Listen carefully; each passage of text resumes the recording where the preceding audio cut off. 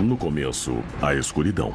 Depois, uma explosão deu origem a sistemas em constante expansão de tempo, espaço e matéria. A cada dia, novas descobertas desvendam os enigmáticos e admiráveis segredos de um lugar que chamamos o Universo. Ao verem a incrível complexidade da Terra, as pessoas sempre se perguntaram o que tornou tudo possível. Que fogo divino inspirou as equações da física? As religiões há muito fornecem a explicação espiritual de que Deus criou o universo. Mas não estará a ciência começando a achar sinais que afastam essa hipótese? Ou a física nos diz que não foi necessário haver um criador? Stephen Hawking e eu dizemos no livro O Grande Projeto que o universo pode ter vindo do nada. Vamos partir para uma pesquisa científica por Deus no universo.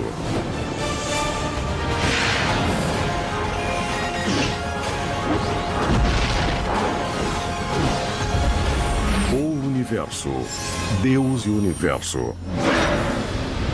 O universo pode ser um lugar muito violento,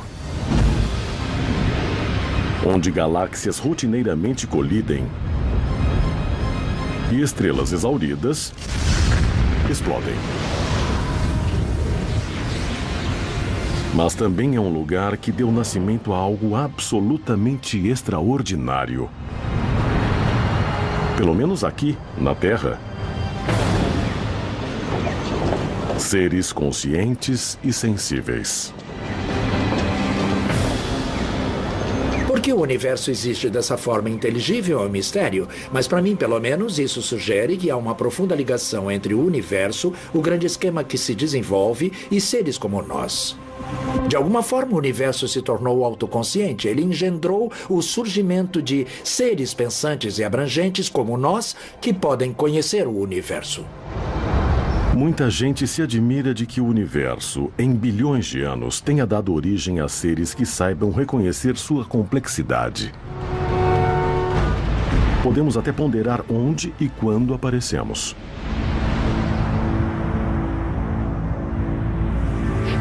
Mas na aurora da história, as pessoas pensaram que sabiam a resposta a essas questões profundas.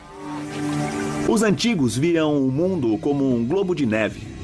A Terra era essencialmente plana, como um disco, coberto por um domo, que nós chamamos em português de firmamento.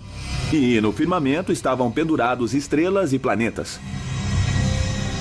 Quase todas as culturas antigas acreditavam que o universo existia em um domo similar a esse. E nunca questionaram quem o havia criado. Os antigos acreditavam que havia um ou vários deuses responsáveis pela criação e manutenção do universo. A ideia de que Deus criou o universo foi muito pouco questionada até a Idade Média, quando os cientistas fizeram sugestões sacrílegas baseadas em suas observações. O Sol, e não a Terra, era o centro do universo. Foi uma mudança de paradigma. Já havia outra maneira de explicar os fenômenos naturais que nos cercavam pela ciência. Desde a Idade Média, cientistas desenvolveram sofisticadas teorias novas sobre a enormidade do universo e nosso lugar nele. Teorias onde muitas vezes não havia lugar para Deus.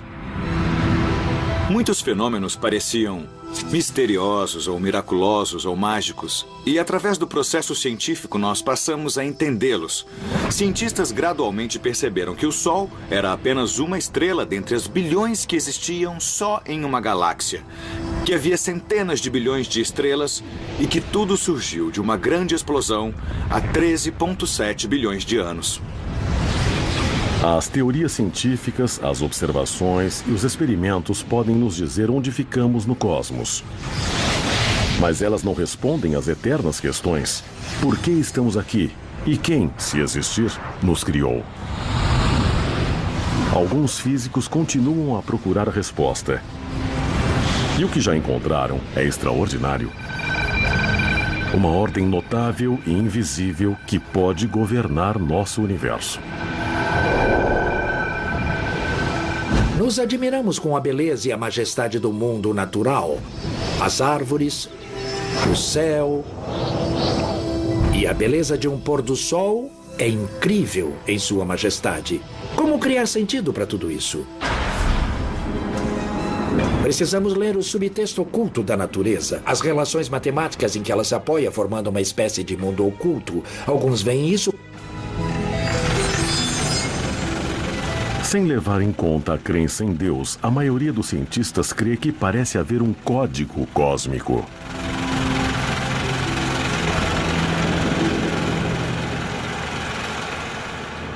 Tudo no universo é determinado pelas forças fundamentais da natureza. O poder dessas forças se caracteriza por números chamados constantes fundamentais, tão sensíveis que, se mudassem por pouco que fosse, o universo que conhecemos não existiria. Por exemplo, se a taxa de expansão do universo logo depois do Big Bang tivesse mudado em 1/500, 1/500 é seguido de 18 zeros. O universo continuaria a se expandir ou cairia em si mesmo.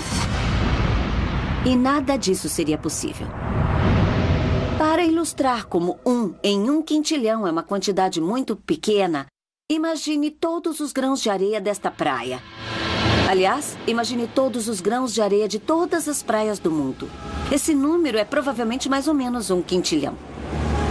Nessa analogia, se essa areia toda representasse a taxa de expansão do universo depois do Big Bang, quantos grãos de areia eu precisaria somar ou tirar para destruir o universo? Só 1 grão. 1 em 1/500. Foi necessária essa precisão para que estivéssemos aqui.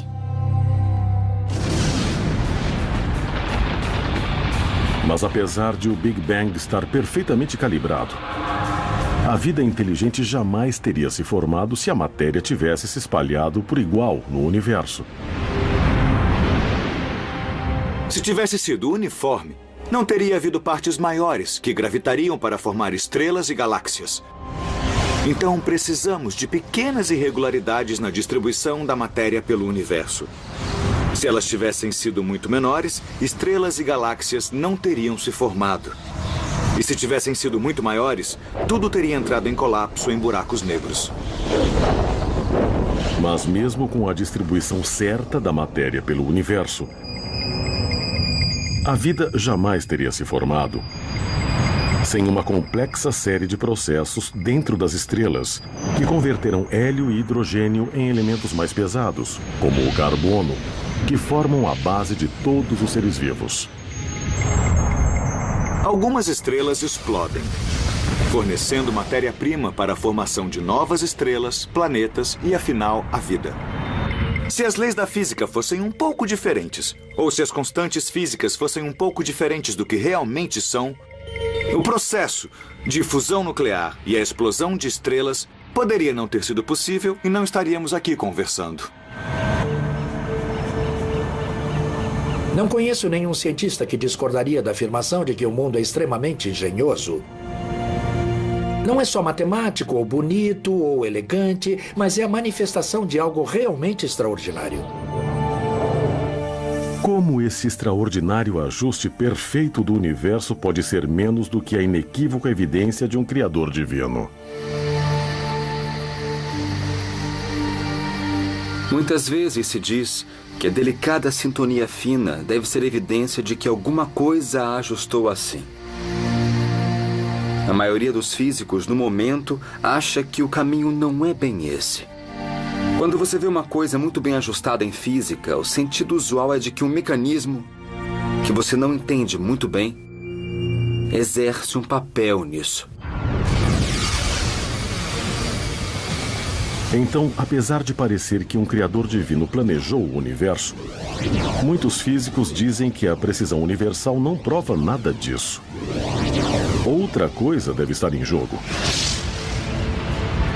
Mas o que, além de Deus, poderia explicar a notável série de eventos que levou à criação da vida no universo? Um argumento bastante divulgado parece ser tão incrível quanto a ideia de Deus. É a teoria dos universos múltiplos.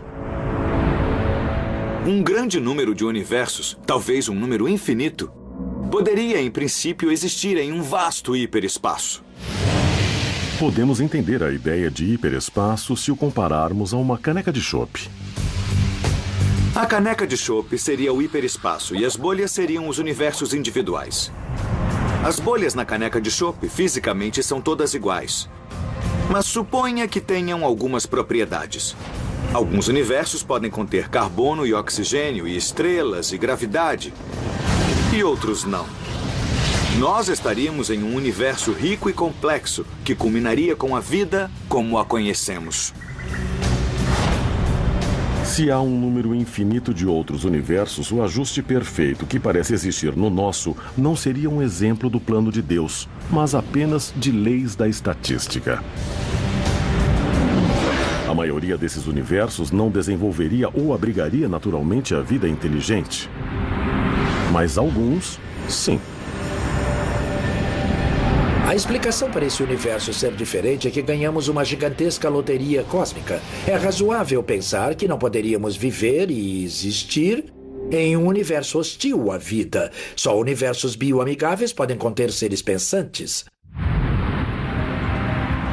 Haver uma multiplicidade de universos é uma consequência simples e natural de um dos mais prováveis modelos de nascimento e evolução de nosso próprio universo. É como as estrelas e os planetas. Se você tiver a capacidade de fazer um, será fácil fazer muitos deles.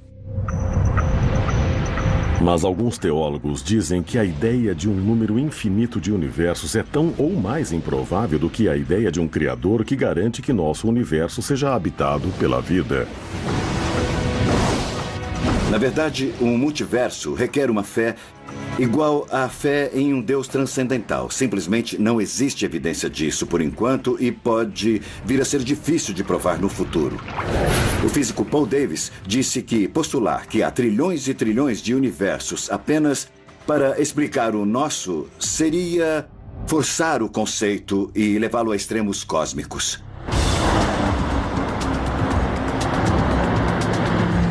O debate sobre a questão de Deus no universo pode logo entrar em uma fase explosiva. Novas e impressionantes teorias sugerem que poderia existir uma dimensão inexplorada a milímetros de distância de cada pessoa da Terra.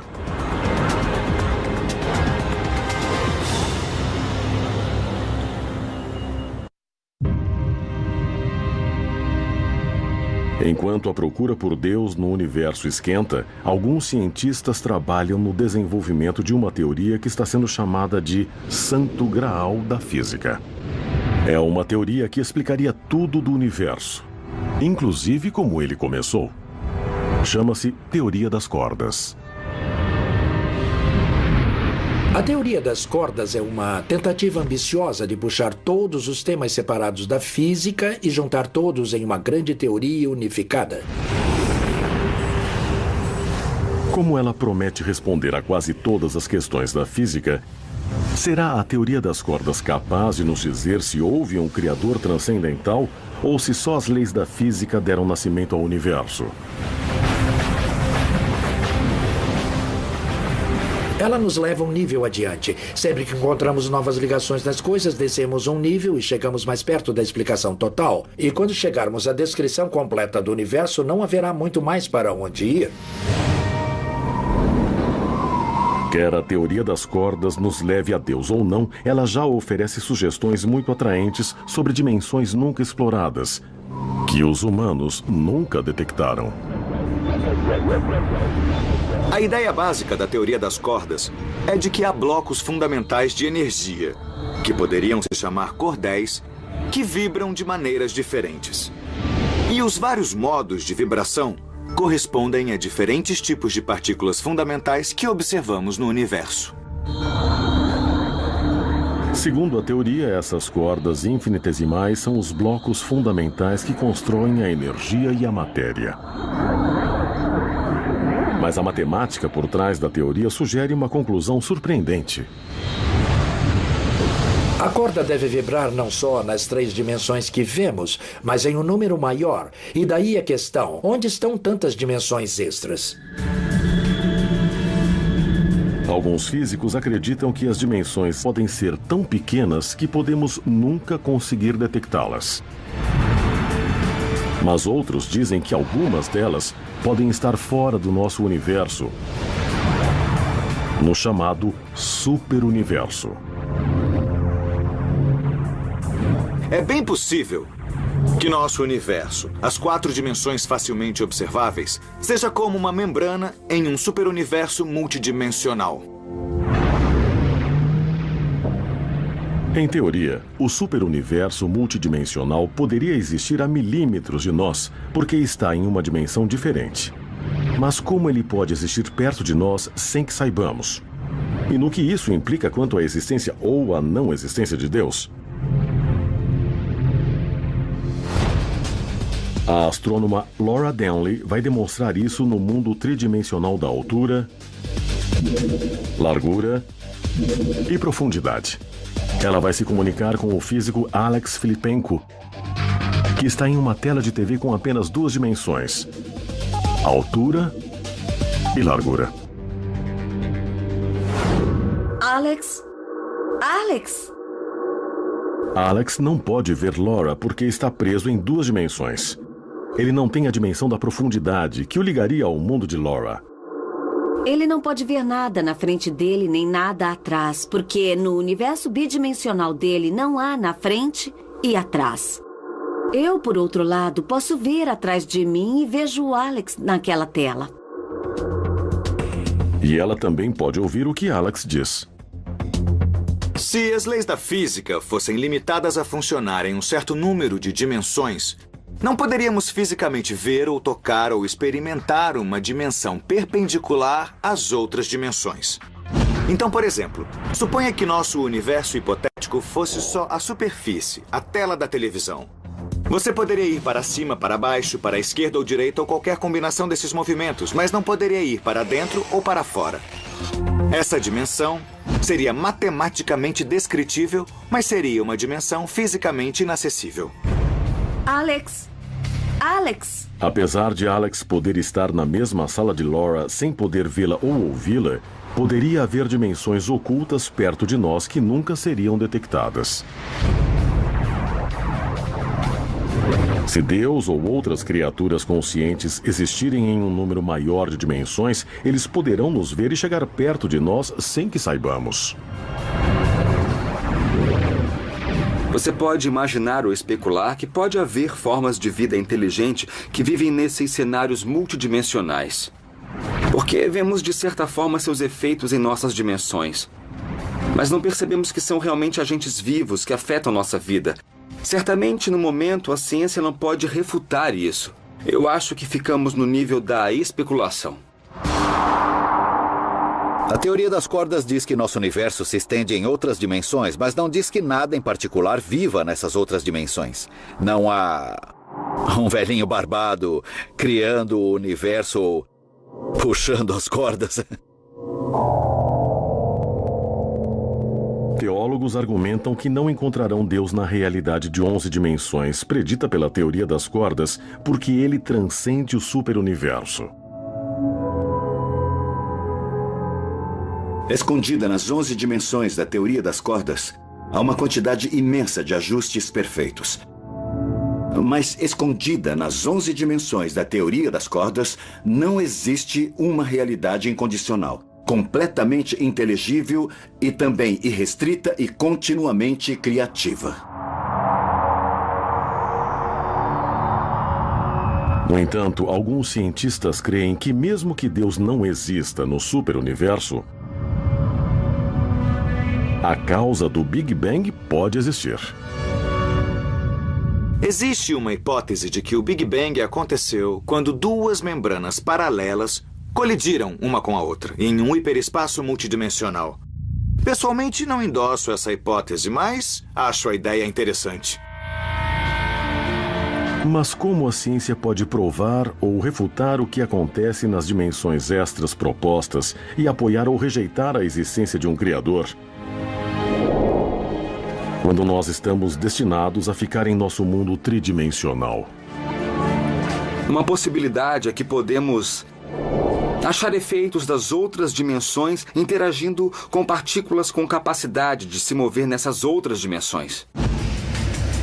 Para achar matéria que se move em mais dimensões, os cientistas construíram enormes aceleradores que façam colidir partículas subatômicas a tremendas velocidades. Mas os aceleradores de partículas podem fazer algo mais surpreendente, algo que parecia impossível há apenas alguns anos. Podem permitir que cientistas voltem no tempo para o momento onde nosso universo foi criado. E talvez, como já foi sugerido, ver um relance de nosso Criador.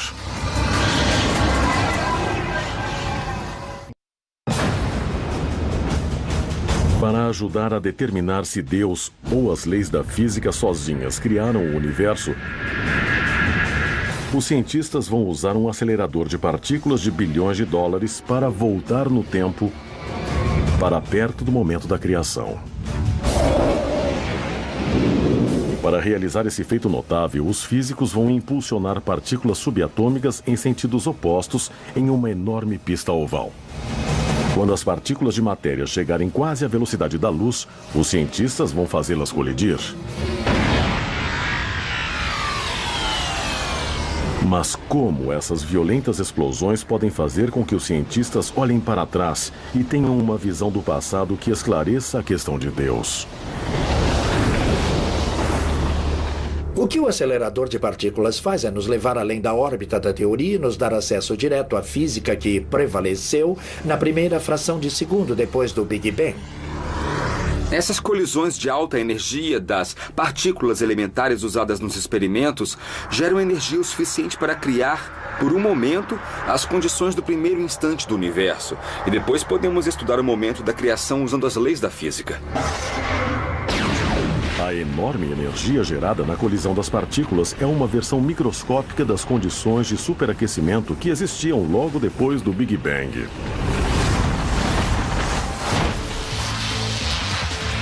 Uma analogia útil do que acontece em um acelerador de partículas pode ser vista nesses carros com controle remoto andando em uma pista.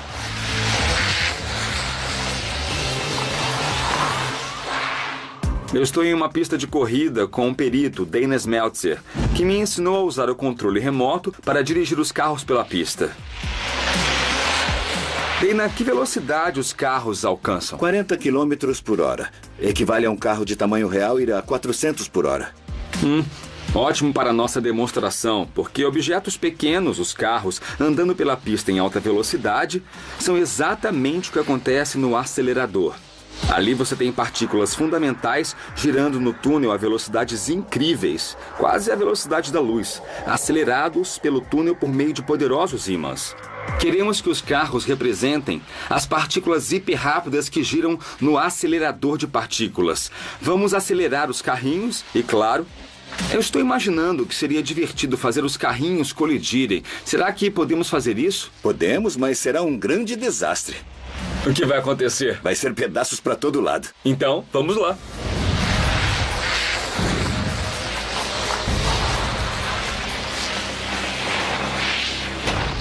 Oh, que beleza!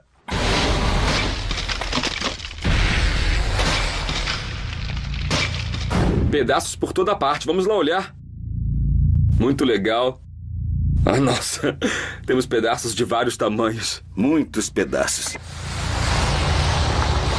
A energia criada na colisão imediatamente desmancha o carro em dezenas de pedaços. Quando a explosão é amplificada exponencialmente em um acelerador de partículas, cria-se tanta energia que, por uma fração de segundo, as condições do local da colisão se parecem com as do momento da criação do universo. E os cientistas podem ver a mão de Deus começando tudo. Você realmente entrevê como o universo era logo ao nascer. Você entrevê a criação. Nós podemos ver como as coisas se tornaram o que são através da física, que acontecia há bilhões de anos. Então é como remontar a própria criação. Recriar uma pequena parte dela em um experimento nos permite ver o momento da criação e ver que as leis da física podem nos dizer o que aconteceu. Do mesmo modo que vemos aqui o resultado da colisão e podemos usar as leis da física para imaginar como os carros colidiram e de que os carros eram feitos.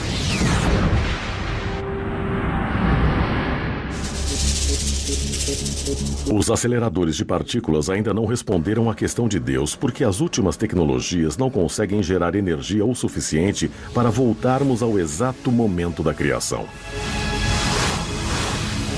Até aqui, os cientistas alcançaram a fração de segundo depois do Big Bang, sem achar nada que não pudesse ser explicado pela física. É claro que as pessoas querem voltar ao primeiríssimo momento, o momento em que alguém poderia ver, por assim dizer, a mão de Deus ou sua marca registrada. Ainda não chegamos lá. Após todos os experimentos e observações que fizemos, não houve uma só exceção às leis da física. Então eu acho que podemos afirmar que milagres não acontecem e que tudo pode ser explicado pelas leis da natureza. Bom, até esta altura, não se descobriu nada que não pudesse ser explicado pelas leis da física. Mas isso não quer dizer que no futuro não possa haver milhares e milhares de coisas que foram recém-descobertas, ainda não explicadas por qualquer lei da física. Por que isso? Porque a própria ciência deve estar aberta a novas descobertas. No entanto, se os cientistas são capazes de usar as leis da natureza para explicar tudo, vamos poder, um dia, entender em termos científicos conceitos como alma, consciência, céu e inferno? Provavelmente é pedir demais à ciência que um dia ela ache soluções e equações que representem o céu ou o inferno ou qualquer outra de nossas lendas mitológicas antigas. A coisa será bem mais sutil do que isso.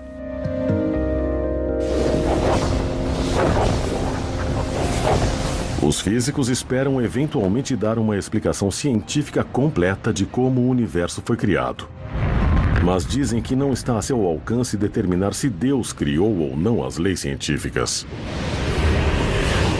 A menos que o Criador tivesse deixado uma mensagem no universo, um código cósmico, quando o programou. Haverá pistas do arquiteto cósmico enterradas no universo no meio de tantos outros códigos como uma marca registrada estampada na arquitetura do universo? Bem, o problema é muito desafiador em si, mas alguém pode seguir uma pista para sempre sem por isso achar uma marca registrada. Acho que é uma causa perdida e um exercício sem esperança. Mas em sentido profundo, o fato é que o universo é matemático. E quando exploramos o mundo matemático, estamos, de certa forma, entrevendo a mente de Deus. O que estamos fazendo é explorar em nível oculto a ordem na natureza. Mas um dos mais respeitados cientistas do mundo recentemente chocou o planeta quando disse que explorou a origem oculta da natureza e achou provas matemáticas de que Deus não precisa existir.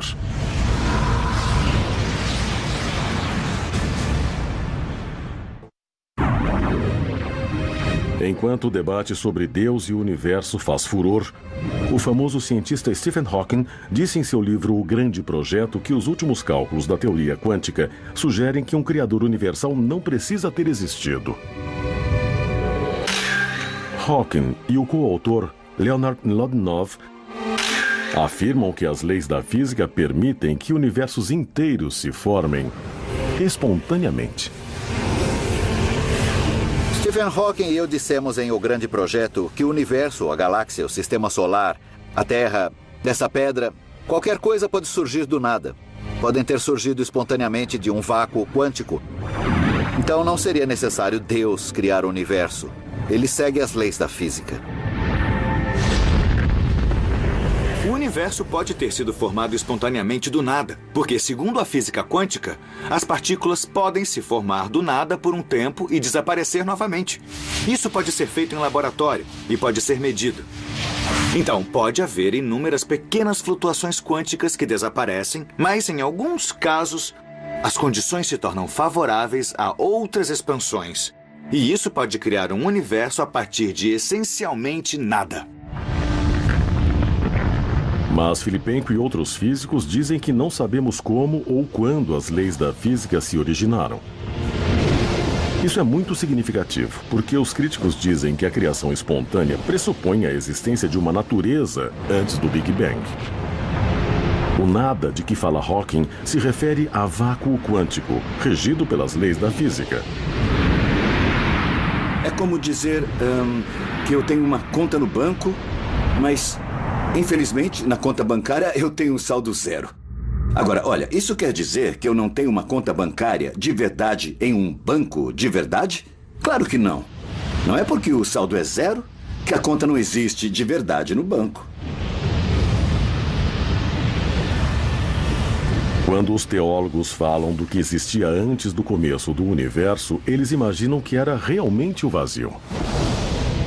Se o universo não fosse nada, isso implicaria dizer que algo além do universo, algo que fosse transcendente a ele, teria criado o universo, tirando-o de nada para alguma coisa que antes era nada. E essa entidade transcendente seria Deus. Stephen Hawking responde com uma elegante e surpreendente teoria, que pode ser demonstrada em um edifício da Universidade do Sul da Califórnia. Estou caminhando sob o domo do planetário do Observatório Griffith em Los Angeles. O domo dá uma boa ilustração da ideia de origem do universo, chamada de proposta de não limite.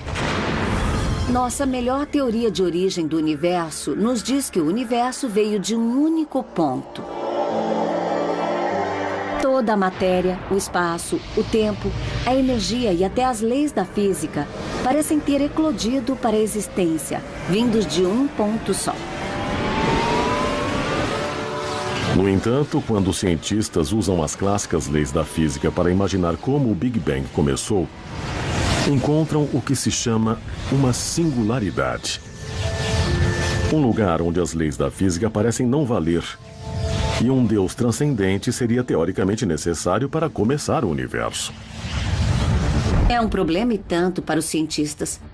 Mas Stephen Hawking e outros proponentes da proposta de não limite o contornaram dizendo que o universo não começou numa singularidade. Eles dizem que o começo do universo não foi um ponto, foi mais como um domo. Logo depois do Big Bang, o espaço e o tempo se curvaram juntos. Por mais difícil de imaginar, Hawking diz que o tempo começou como outra dimensão do espaço. Com a proposta de não limite, nunca as leis da física deixaram de funcionar. Espaço e tempo não tinham limites, beiradas, não tinham começo nem singularidade. Então, tentar viajar de volta no tempo, até o momento do início do universo, é como tentar viajar a norte do Polo Norte. Ou, nesta analogia, mais alto do que o topo do domo. Você não pode ir lá, porque esse lugar não existe. Se você traçar uma história cósmica até onde você pensa que foi o primeiro momento, tudo se funde numa espécie de confusão quântica, de modo que não há o momento de criação. É uma ideia boa a gente achar que o universo seja independente. Nunca houve um antes. O tempo não se estende para trás pela eternidade. O tempo começa com o universo. O espaço também. Mas de tal maneira que não há um primeiro momento singular. Se a proposta de não limite e a criação espontânea forem verdades, diz Hawking, o universo não teve realmente começo e não teria precisado de nada além das leis da física para poder existir. Então, de que serviria um criador transcendental? Não faria sentido alguém dizer de repente, vou fazer o universo. Não existe mais esse ponto no tempo. E a ideia de que o universo pôde surgir do nada significa que não é necessário um Deus para fazer tudo. Então, juntar essas duas ideias mostra que os argumentos padrão que justificam um criador não se sustentam. Os críticos de Hawking em Lodnov dizem que a proposta de não limite é uma teoria elegante que pode até estar correta. Só que não tem nada a ver. Ninguém está dizendo que o universo se expande infinitamente para trás no tempo. O que dizemos é que seu ponto inicial é uma condição não clara. Então, falando francamente, isso ainda exige um começo.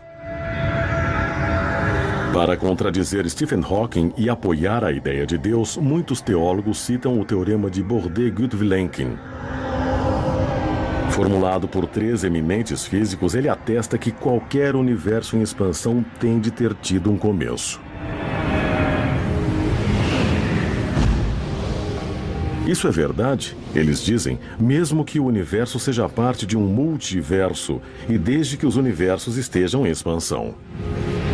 O que eles mostraram foi que qualquer modelo de universo em expansão deveria ter um limite no tempo passado. E mesmo que esse limite só indicasse uma transição a um novo tipo de física, até mesmo essa condição exigiria algum tipo de limite no passado. Então, afinal, vamos ter de ir a um começo antes do qual o universo não era nada. O que implica que alguma força transcendente o criou. Com cada lado dessa discussão citando suas complicadas evidências matemáticas sobre um possível começo e um possível criador, quais equações estão certas? Stephen Hawking expressa isso muito bem. Temos várias descrições matemáticas de mundos possíveis. O que foi que disparou um sistema específico de equações e criou um universo regido por elas? É uma boa pergunta. O que foi que literalmente soprou realidade nessas equações que as capacitaram a fazer alguma coisa, a queimar, a explodir, a se tornar um universo? É uma pergunta muito boa e que implica em um criador transcendente. O debate a respeito de se um Deus transcendente ou se as leis da física sozinhas inspiraram o universo continuará até acharmos evidências definitivas de um ou outro. Mas alguns físicos acenaram com uma intrigante terceira possibilidade. Por mais estranho que pareça, eles dizem que o universo pode ter sido criado por uma espécie alienígena tão avançada que se tornou indistinguível da própria natureza.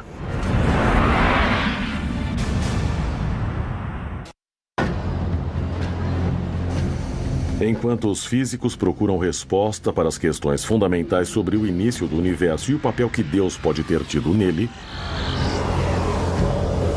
outros se perguntaram como ficaria a questão se fizéssemos contato com uma civilização alienígena avançada. Eu não tenho dúvida de que descobrir a existência de outros seres inteligentes no universo seria a maior descoberta científica de todos os tempos. Mas isso inevitavelmente teria impacto nas religiões do mundo, porque elas se referem a seres humanos, uma espécie, e ao planeta Terra, um planeta. É inevitável, porque as religiões foram criadas quando não se conhecia outras coisas. Mas teria uma espécie alienígena avançada um Deus totalmente diferente ou um conjunto deles? Ou mais profundamente, teria ela tal conhecimento científico que teria provado que uma consciência divina não existe? Eu não acredito que vamos descobrir nada surpreendente numa cultura alienígena desenvolvida. Porque acho que eles teriam as mesmas dúvidas transcendentes que nós temos agora. Não acho que encontrar extraterrestres, se existirem, nos traria maior percepção de Deus. Estamos de acordo que quando o velho mundo encontrou o novo mundo, os habitantes do novo mundo tinham deuses que eram diferentes dos observados pelos habitantes do velho. Sempre que encontramos uma cultura nova, aprendemos coisas novas sobre ela e como ela encara e descreve Deus. Mas talvez uma pergunta mais urgente seja se os alienígenas não seriam o Deus que as pessoas procuram. A entidade que criou o universo. Podemos imaginar um futuro distante onde a ciência tenha avançado a ponto de não só poder manipular a matéria no mundo, mas de criar universos inteiros. Poderíamos desenhá-los e criá-los como quiséssemos, e se essa manipulação se estendesse ao ponto de escolhermos as próprias leis da física, poderíamos fazer universos de um tipo que talvez nunca tenha existido antes. Poderíamos fazer um universo original. Isso é pura especulação, mas não está tão distante assim do que a teoria das cordas prediz. Talvez possamos um dia criar um universo novo, quase como se fosse um projeto de física. Os cientistas poderiam eventualmente focar energia o suficiente em um ponto microscópico do espaço para criar um buraco negro em nosso universo, enquanto do outro lado um Big Bang criaria outro universo. Bem, estamos muito perto de especularmos que talvez nosso universo seja o produto de uma superinteligência que existe em outro universo. Se essa especulação se tornasse verdade, refletiria o antigo ensinamento hindu de que há um número infinito de universos, cada um com um Deus diferente, cada um com seu próprio sonho cósmico. Mas seria esse Deus o ser transcendental que as pessoas imaginam ser nosso Criador? Ou seria simplesmente um mortal muito avançado? Bom, uma mãe cria uma criança. Mas isso não quer dizer que a mãe seja o Deus da criança. Somos todos criaturas da Terra. Não quer dizer que a Terra seja Deus. Mesmo que houvesse múltiplos deuses pensando em múltiplos universos, bom, ainda seria necessário ter, logicamente, um superdeus que pensasse na existência dos outros deuses, cada um no universo sobre o qual ele está pensando.